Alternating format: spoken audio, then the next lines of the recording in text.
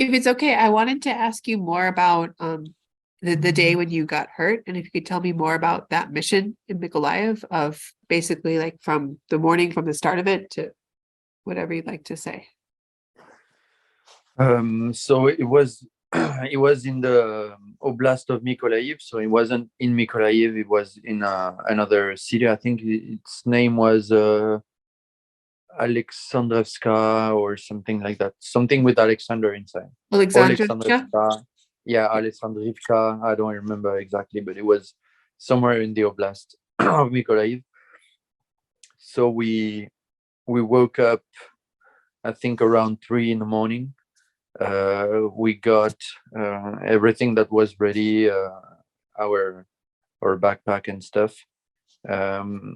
We gathered two other people from another team, so we were a total of six. Yeah, six.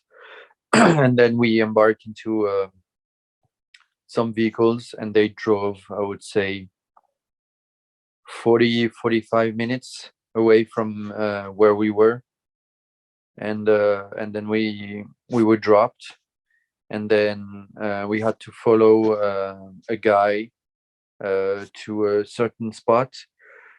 So we've done, like, I would say, yeah, half an hour of walking. We were in line, like, the Indians, the feather Indians, so they don't know how much we are, how many we are, and we went to a spot, and apparently the guy who was supposed to guide us to a specific point led us way too far from that specific spot, so we were very close to the Russian. So when he realized that, he was like, "Oh shit! Well, bye, good luck," and he just went away. And during the infiltration, we saw a lot of equipment, abandoned equipment, like plate carriers or ammunitions, but we couldn't, touch them because they were booby trapped.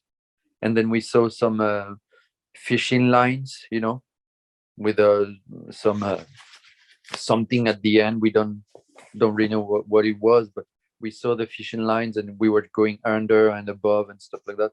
And then when we so we arrived at the location, it was close to I would say, to a small village, and there was a bridge, and I think our mission was to observe this bridge and this activity in this village for the during the day. Yeah, we were supposed to getting in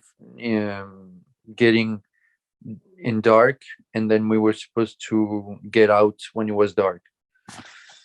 So I was in charge of translating, because we had two spotters and two snipers, and one of the spotters actually one of the snipers actually get scared, frightened and stuff. So I'm not going to talk about this, but he wasn't operational, so his spotter got his gun and actually did the intelligence job. So they were looking at, what they were doing, and how many Russians they would see, what was the material, what was the equipment, what was the vehicles they were stationed over there.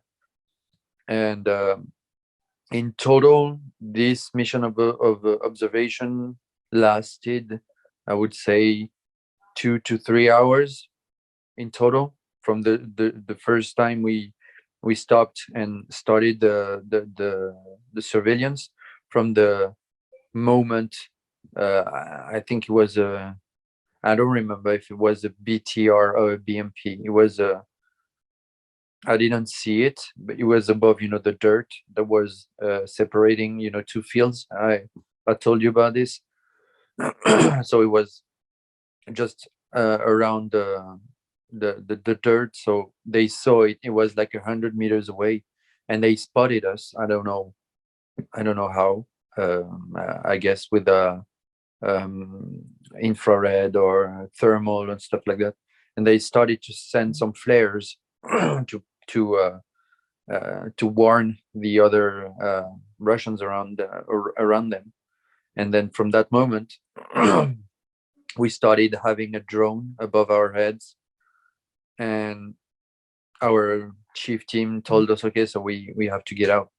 And on our way in, we saw claymores, which are mines against vehicles, but they used them on a small path that for sure it was used for anti-personal mines, which is forbidden because it was way more. It was very, very big compared to the size of a human being. And actually, there was a dog who almost got us killed because he was passing, the mine and go back and forth. And there was the warrior who was very tense and was like, oh, so that's it. We are all going to be on the picture. But then when the Russians spotted us and the drone was above us, so we started to run away. And so we had to carry all our equipment plus motivate the guy that wasn't really very feeling good. And then from that moment, we walked and ran, I would say about 4 kilometers.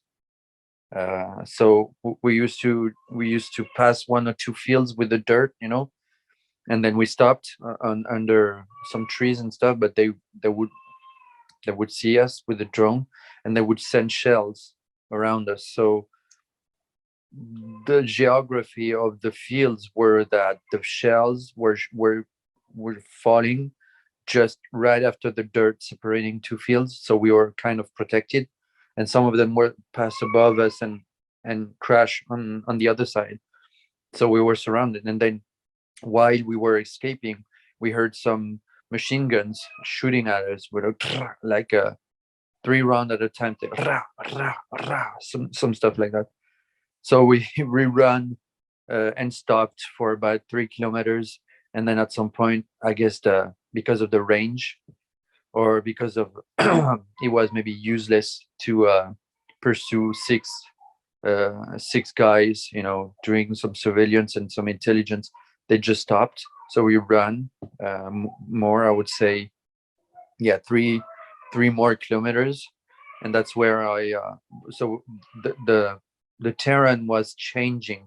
It was from mud and swamps to hard ground and yeah, and very very dry dirt. And so I was carrying my stuff plus the stuff of the guy who was completely scared. And I tried at one moment, I tried to get his gun on top of the shoulders of another guy, and that's where I twisted my ankle so hard. I saw stars. I saw, a very big heat sensation in my head and stuff like that, and the pain, obviously. And then I knew that something was wrong. It's not like, you twist your ankle and then you find 5 minutes after. It was very, very painful. And so I continue evacuate or extract, and then when we arrived at the spot we were supposed to be picked up, there was no one, obviously. So we were deployed and facing the enemy side, just watching and waiting for them to pop up at some point, while we were still hoping that the pickup car would come and pick us fast. So I think we waited around an hour and a half over there, but we were far from the Russians. And I took like an ibuprofen and some stuff just to ease the pain, but that was it. And then during the extraction and until the time we stopped and paused for like an hour and a half, the pain was okay. It was still warm, but when I had to got up and got into the car and stuff, it was killing me. And then we arrived in the afternoon, we arrived at a rear point where there was soldiers waiting for us and stuff like that. There were like 20 of them. They were underground. There was small rooms with bricks, and you had no light, no natural light, just bulbs and wires. And then the smell was a bit like mold, and then you have to wait there. So we waited for I would say an hour and a half more. There was um, shells everywhere in the room. They were stored here everywhere, and there was it was badly stored. It could happen an accident and people were smoking and stuff. Well, anyway, but then we got to in another truck. Then we went back to our position, and then that's where I went to see the medic, because every time I put my foot on the floor, I was having pain and/or electricity coming up from it. And they told me, yeah, maybe the nerves are touched. You need to see a specialist and stuff. And I say, okay, so where can I see it? I said, not here. You have to go back to Kiev. I said, well, if I go back to Kiev and if I get surgery, I'm not going to spend resources for that matter, because people will need physician and doctors and stuff for more urgent matter. So that's when I unfortunately decide to go back to France to get surgery. That was the day, full day of what happened. Well, yeah, I didn't realize that was at Alexandrica.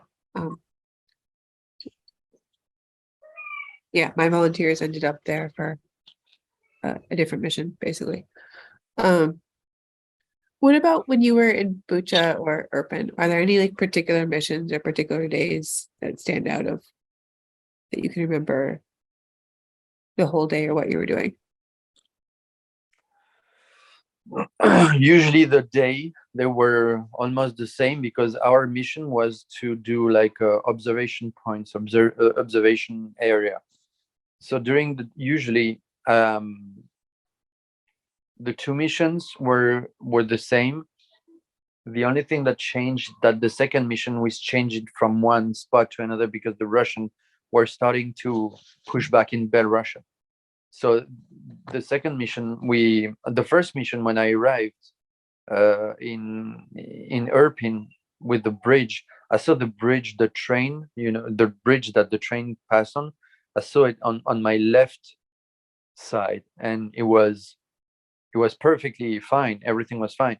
But on my right side, there was shelling. And then we were supposed to hide under this bridge and then go to Irpin and then go to our position. And then we started to do like our routine, like 4 hours of stag and 4 hours of rest. But it was like 3 or 4 days mission. So at the end of the mission, we were completely tired. The second one was a bit different. We were supposed to be in one position, always in a building. That was under construction still, and we were supposed to watch some area with the Russians. They were there. We saw them, and then at some point they told us, okay, so you spend the night here, and you stay until we give you new orders. I say fine. And then the next day they told us to go up to the northern part of Irpin. I think it's Irpin or Bucha, I don't remember, but it was in this area, and then we started to do the same, like observation missions. It was 3 hours on, 3 hours off, and I usually try to get some rest while my team is resting. So I would be up if my team is on stag, because I don't want them to think that they are doing their stuff and I am resting. It's like, it's not how a leader or does things. If his men are up, he is obviously up. That's my point of view. And then I think it was the last day on that second mission. We got shelled like pretty bad. The building where I think it was the Georgian, they were on another building that was shelled, and then we got shelled, but very hard. It was very on point. It wasn't like for trying to set their artillery. It was very on point.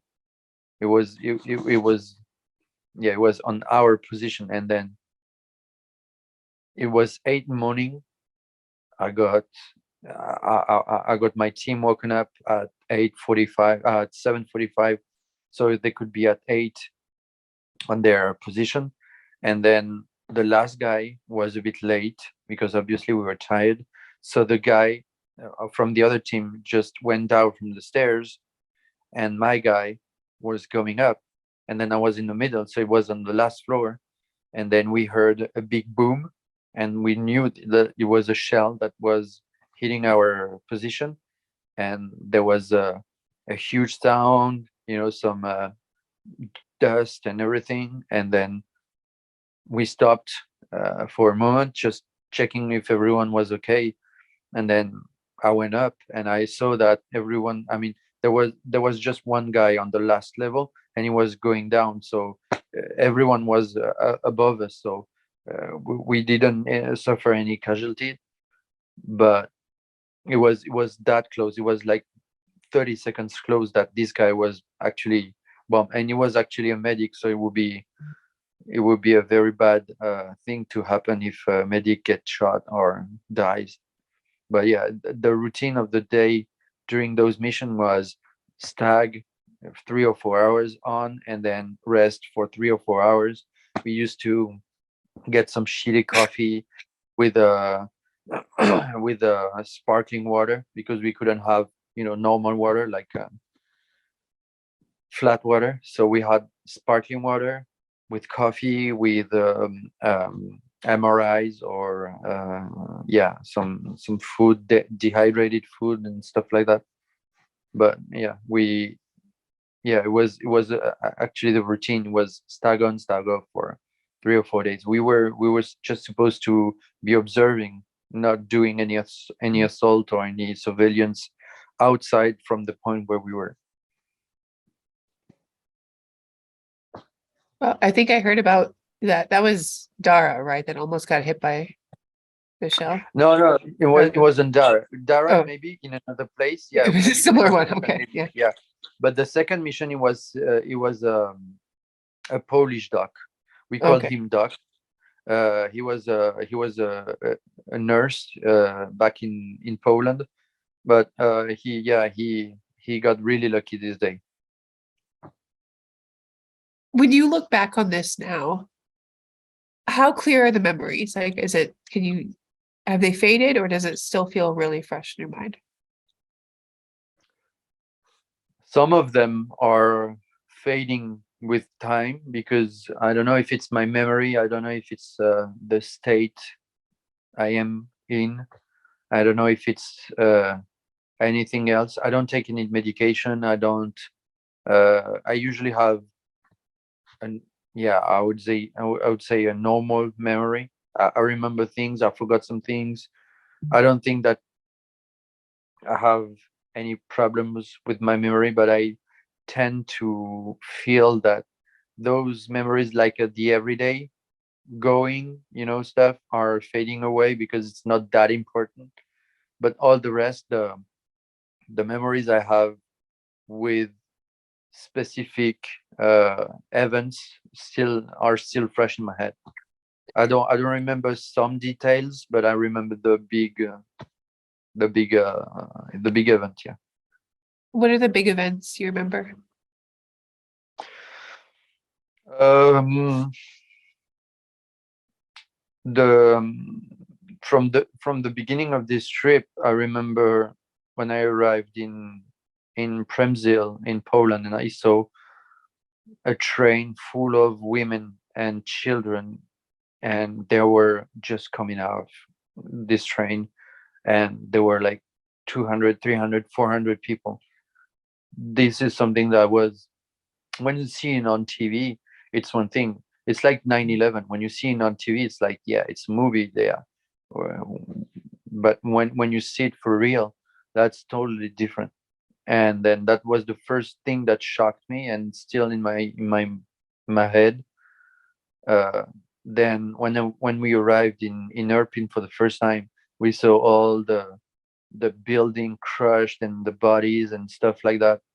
Uh, and yeah, and people that were begging for food at the back of a store that was closed. Yeah, all the misery I could see, the poverty, not necessarily because of the war, but because people there, I think that still in Ukraine, when the war wasn't there, there were still some poor people, and you see the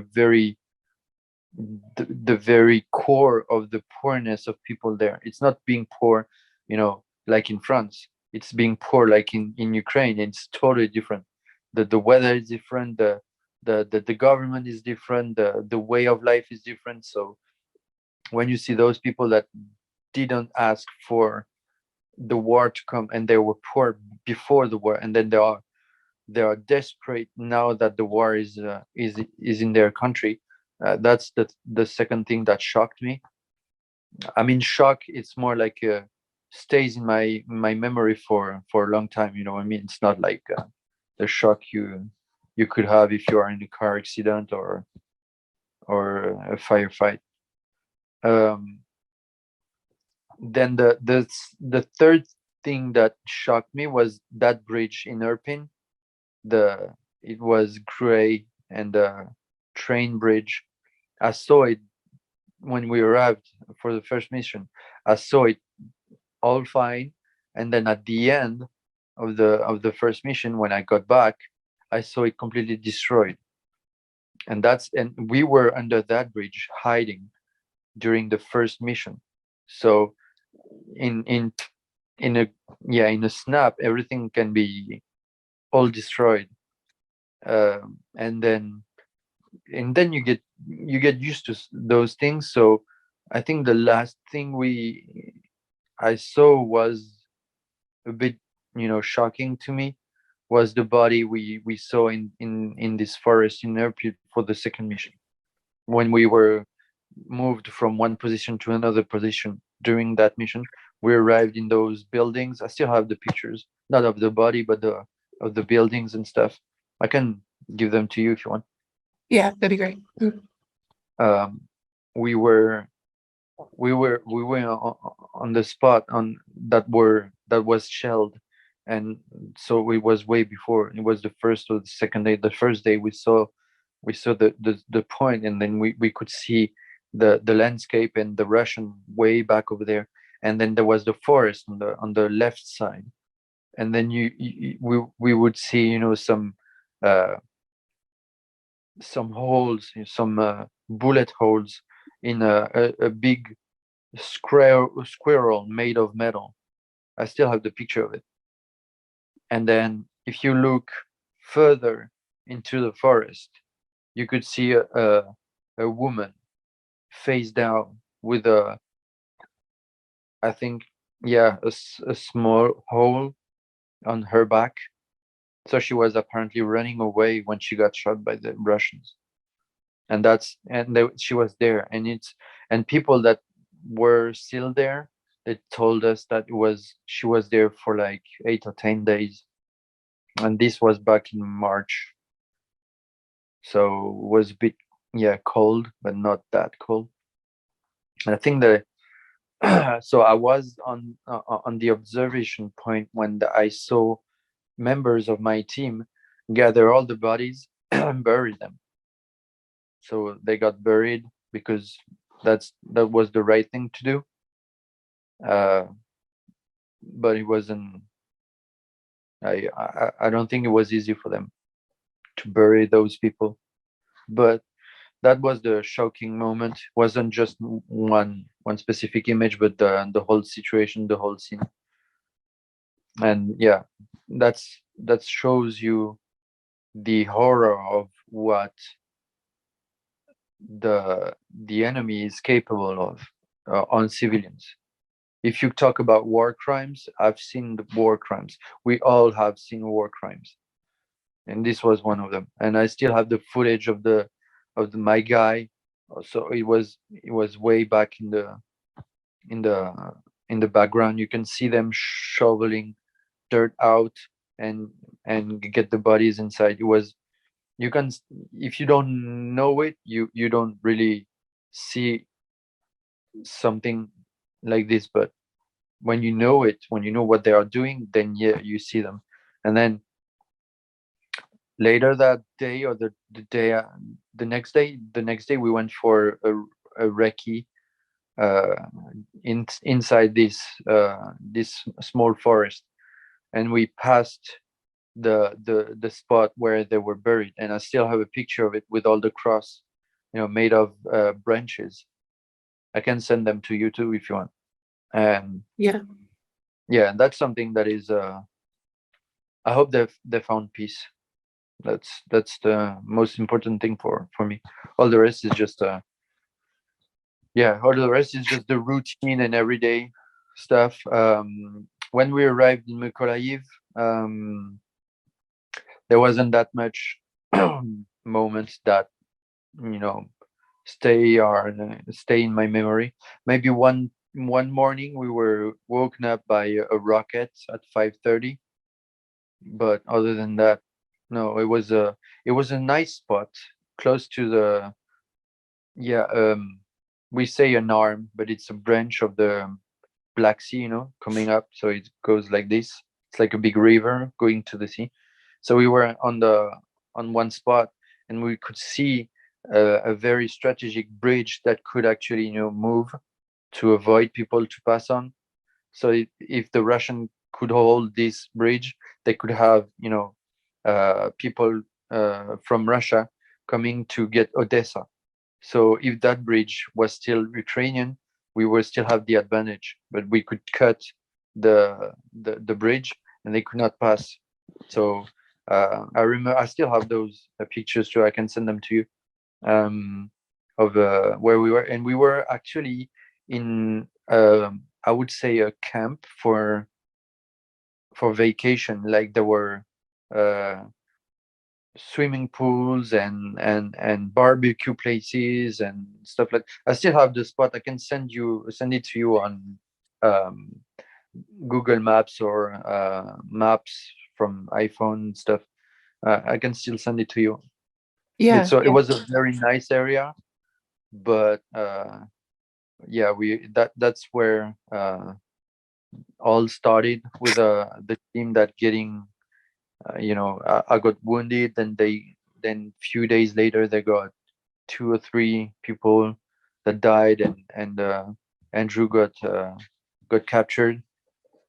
So yeah, it was that at that time, around that time, that everything went from good to bad. From everything you guys always tell me, it really bothers you guys to see when bad things happen to civilians, or especially women and kids. Mm. Can you explain That is maybe why that is and how that makes you feel when you're fighting and seeing that? because they didn't ask for this. They didn't ask to be in that world, and didn't ask anything. They should be treated. I mean, women and children, especially children, they should not get involved into a war. That should, even if you are a Russian and you get some Ukrainian children, you should not treat them like like prisoners and stuff. They are kids. They didn't ask for anything. And for women, it's the same. I mean, unless the woman is a fighter, she has a gun and everything. That's something different. She's a fighter. But for the rest, yeah, you should not you should not get civilians involved into something that they didn't ask for. That's unfair. That's not something. That's not the way you treat prisoners and the way you treat um, women and children that are not fighters. You know, gets you to get respected by your enemy. If you let the children and the women go, or if you deport them to another area or whatever, so they are not into a fight, that's a gesture of mercy. That's a gesture of intelligence. If you kill them, then you're not worthy of living on this earth. I mean, you can have anger against Russia or against Ukraine, but civilians has nothing to do with that. If you are a man and you can fight and you die during a war, that's one thing. If you're a man and you can fight and you get prisoner, then you go to prison and then you will be sentenced to whatever. But if you are a civilian that has nothing to do, like the elders, or that cannot fight anymore, or uh, the women and the children, you have to respect them, respect the fact that they didn't want this war to happen, and you have to treat them properly. Not It's not because the law says so that you have to do as the law says, but it's a common sense to treat uh, human beings the proper way. History have shown us that uh, you can do horrible things to civilians because you're sadistic, or because you're, I don't know, you have something wrong in your head, or you're a physicist or a doctor and you want to experiment stuff. But that's the civilians has nothing to do with that. You have to take them out from the area and continue your fight. That's your jam. That's your stuff. If the civilians are still here, you have to reconsider your attack, or reconsider your actions. But I don't think that most of the, I would say 95% of the civilians that died in this war, they were not killed by shelling only. They were assassinated. They were murdered. That's completely different. That's why this war worth to fight for the right side, for the cause, because civilians has they have died for no reason, for they didn't ask for that. I could say the same for uh, what happened in Afghanistan or in Iraq or in Syria, and so civilians should not die. But that's in the topic world I'm talking about. Yeah, you're right. And murder is something completely different. Um, like shooting someone in the back. Um, so when you got home, and did you share with anybody what you had saw, like the war crimes you'd witnessed, or like what it was really like? When I got home, it was a bit hard to talk about this to people that weren't there. And when I talked about this to my fellow veterans, um, they just listened to me, and they were not really surprised that there were crimes like this that were committed in Ukraine. But it was a bit hard to explain how you feel at that moment, and how you feel afterwards when you think about, you reprocess the stuff, reprocess the souvenirs and everything and say, okay, what I saw was this and that. Is it normal to see this on a battlefield? No, civilians should not be dying of gunshots. They should be dying of shellings. They should be dying of, having a building falling apart and stuff like that, but not shot at or with their hands tied behind the back, or this should not. This is why the Putin and his government has to be punished for. You cannot punish,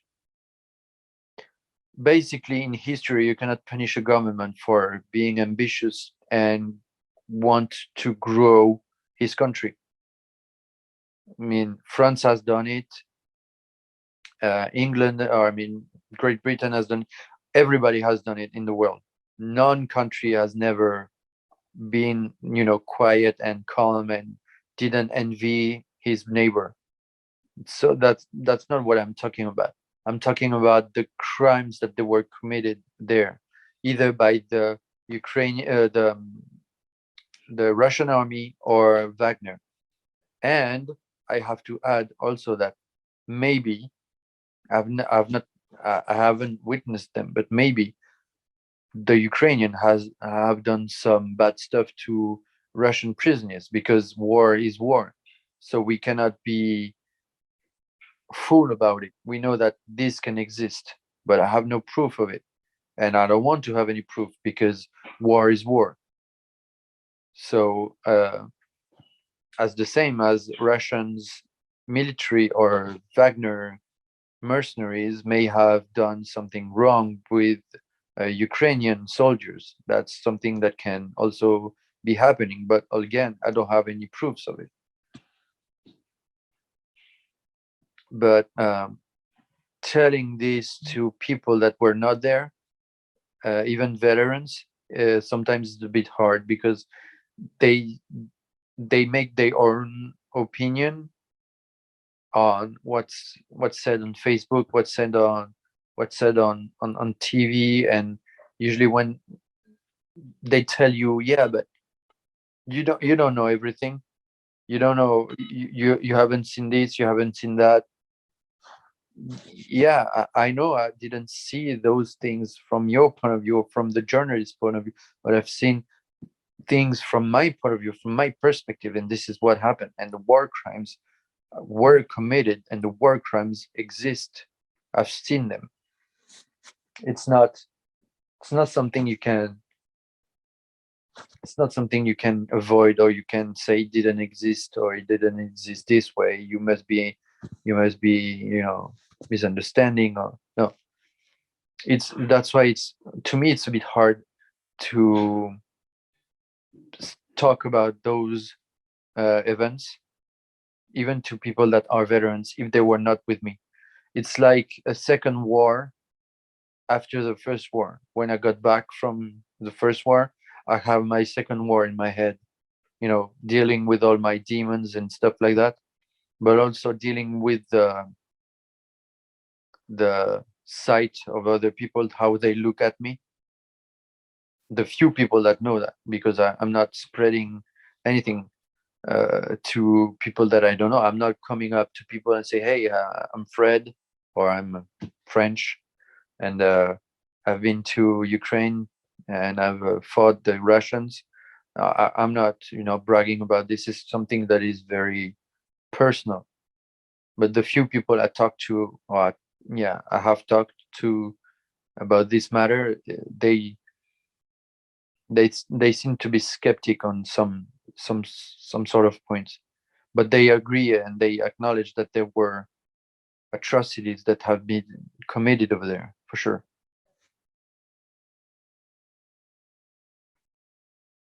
When you're saying it's difficult to talk to other veterans, like even people who've been in other wars, why do you think that is?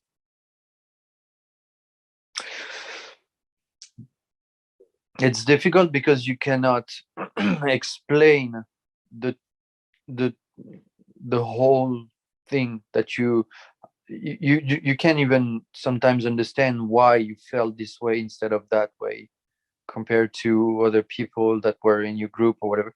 So it's a personal perspective of how you are feeling at that moment or during that period of time when you were there.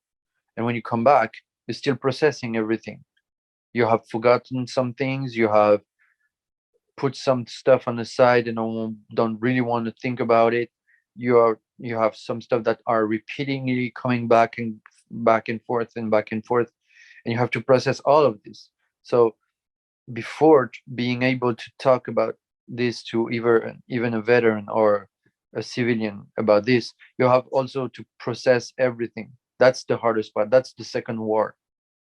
And then when you actually find some words to put on some actions, some emotions, some things that happen over there,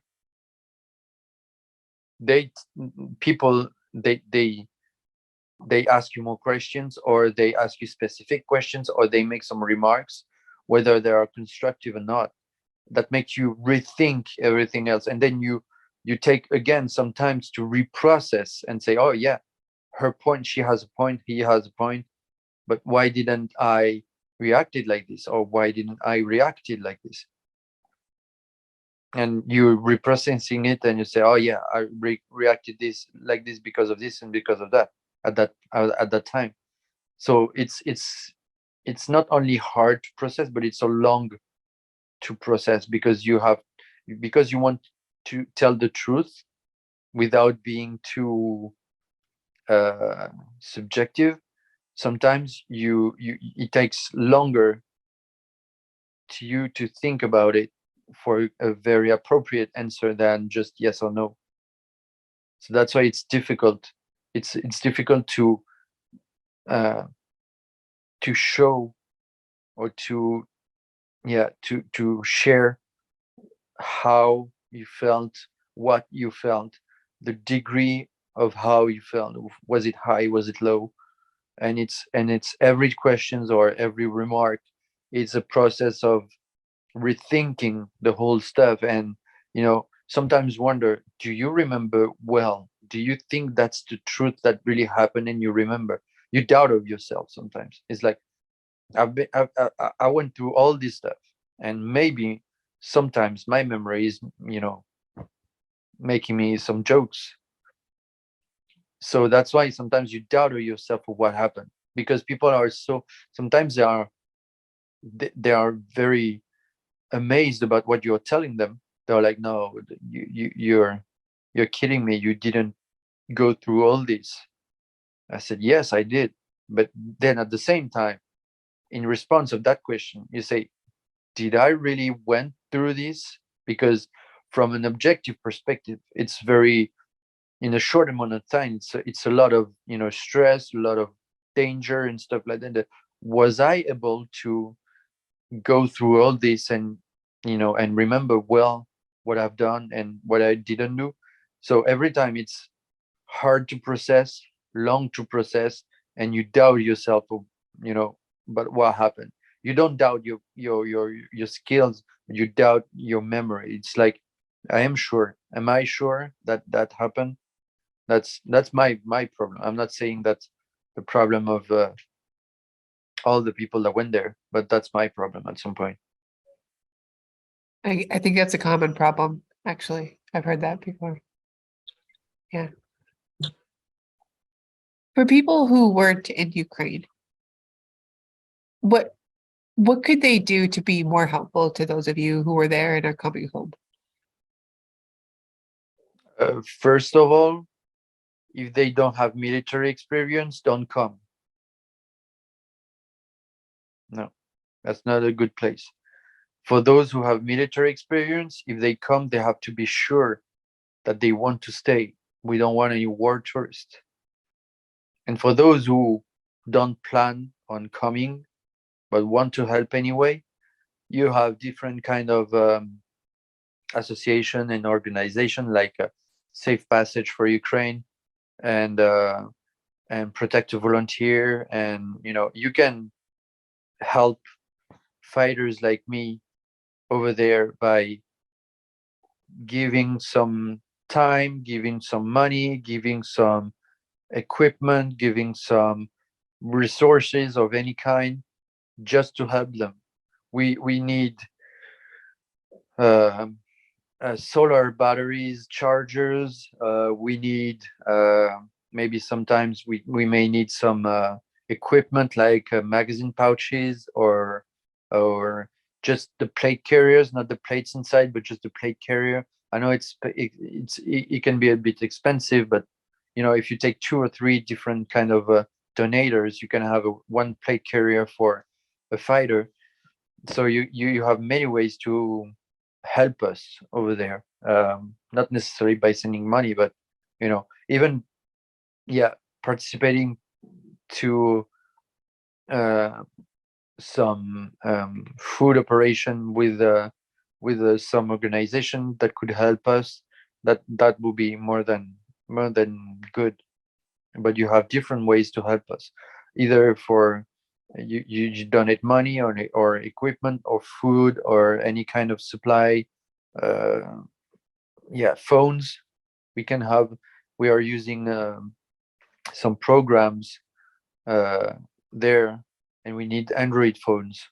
We don't need like the latest Samsung S, whatever number it is. We just need Android phones because we use them for operational reasons. When you say if you don't have military experience, don't come, why do you say that? Because everything we see in the movies or in video games is just a glimpse of what is actually war or the military life. It's just a glimpse. The only thing accurate would be maybe some of the weapons, some of the guns, some of the military saying, but that's it. All the rest, when you play or when you see a war movie, you don't have the fatigue, you don't have the thirst, you don't have the cold, you don't have the hot, you don't have everything. And when you get there and it's cold and it's -4, -10 degrees Celsius during the night, and you don't have your room with your monster and your blanket and everything in your home, because you're far from home and you just realize that, and it's too late. It's not because you are uh, an expert in survivalism or you like Walking Dead or whatever that you're going to survive in in Ukraine during a wartime. It's those things separated, like the what you see in war movies, what you see in video games, and what is survivalism. That's completely different from what we are doing over there. We are not surviving, we are fighting to survive. So we need to fight, so it's a proper way. You need to be violent, but you also need to be intelligent, you need to be wise, you need to be aggressive, you need to be calm, you need to be cold-headed, you need to be frightened, you need to be scared, you need to all this, and you cannot feel that when you're when you're playing video games or when you're watching war movies or when you're doing survivalism, because you are in your comfort zone.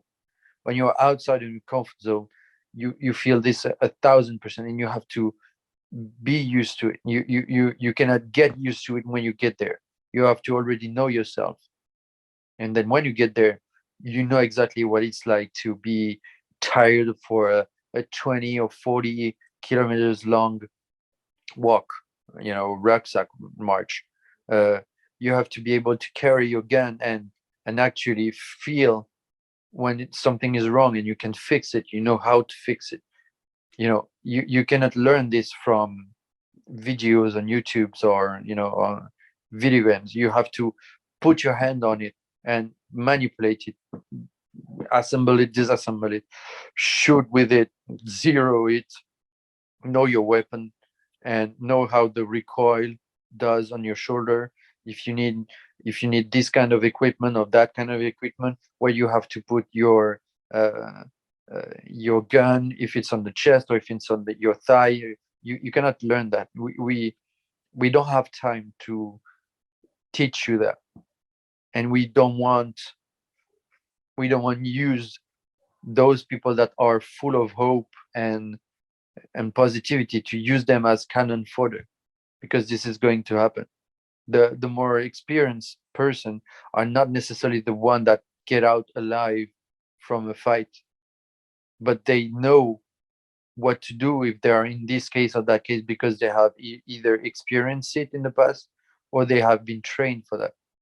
But when you come and you just know how to cook, or you are a mechanic, or you are, I don't know, a student or whatever, and you want to help, you have different ways to help. You can go in Ukraine and work with organization on site, but go to the front line, that's another problem.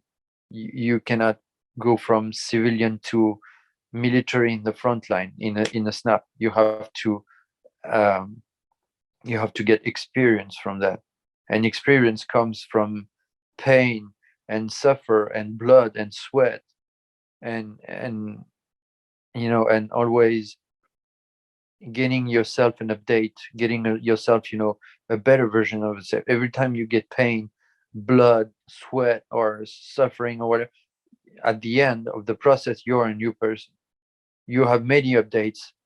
They don't. So that's why I strongly advise those people to not come on the front line. They need to learn. But our generation, I mean, not our, but this generation right now, they want everything right here, right now.